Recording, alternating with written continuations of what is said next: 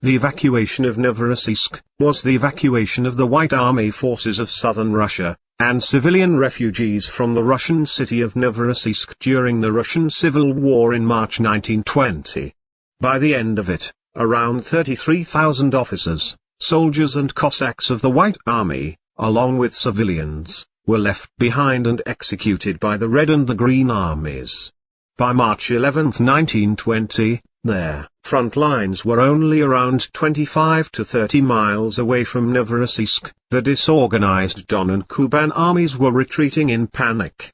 The line of defense was only held by the remnants of the Volunteer Army, which had been reduced and renamed to the Volunteer Corps. The Cossacks in the area had failed to reach the locality of Taman, so many of them ended up in Novorossiysk with the intention of escaping on a ship. There were also not enough ships in the harbor. Some of them were late due to stormy weather, while others were unable to arrive on time due to quarantines established in foreign ports. This was because all ships arriving from Russia with refugees were kept in quarantine because of the typhus epidemic in Russia. Commanders ordered the immediate evacuation of wounded and sick soldiers, but this order was never carried out as military forces fleeing to Novorossiysk began to take the ships on their own, and officials were more concerned about saving property that could be sold after the war. On March 11, General George Milne, the commander-in-chief of the British troops in the region, and Admiral Seymour, commander of the Black Sea Fleet, arrived in Novorossiysk from Istanbul. General Anton Denikin was informed that only 5,000 to 6,000 people could be evacuated by the British.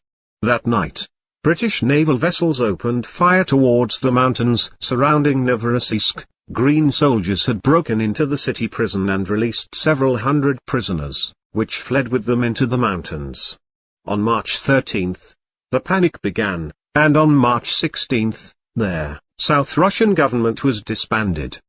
The next day, Yekaterinodar, now called Krasnodar, was taken by the Red Army. On March 22, at around 10 p.m., the Red Army occupied the Abinsk station and pushed further towards Novorossiysk. The roads were blocked with carts, cars and military equipment left behind in impassable mud. Only the railway itself remained open for movement, and it was used by Denikin's staff train, which was accompanied by armored trains. The plan was to get troops from the harbor sent off to Crimea, while the horses and artillery would be left behind. Parts of the Red Army under the command of Semyon Budyonny also used the railway, leaving behind their heavy weapons and artillery. By March 25, 1920, parts of the Red Army, with the help of partisans, reached Gaiduk, a suburb of Novorossiysk. This blocked the railway tracks and forced the White forces to leave their 3 armored trains behind. That night, the evacuation was conducted under the cover of the 2nd Battalion of the Royal Scots Fusiliers under the command of Lieutenant Colonel Edmund Hakewill Smith and the Allied squadron commanded by Admiral Seymour, which fired towards their mountains, preventing the Red Army from approaching the city.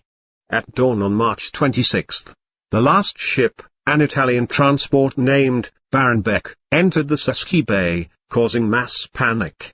The panic reached its height when the crowd rushed to the gangway of the last ship.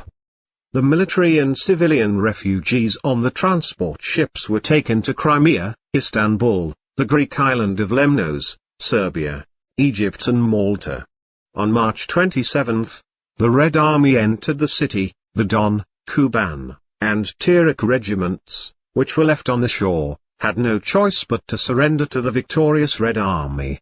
Many of the officers of the armed forces left in Novorossiysk committed suicide, not wanting to be captured by the Bolsheviks, and the majority of those who became prisoners of war were later executed. About 40,000 soldiers were evacuated by White Russian and Allied ships, without their horses or any heavy equipment. Following the disastrous Novorossiysk evacuation, General Denikin stepped down and the military council elected Pyotr Angel as the new commander-in-chief of the White Army.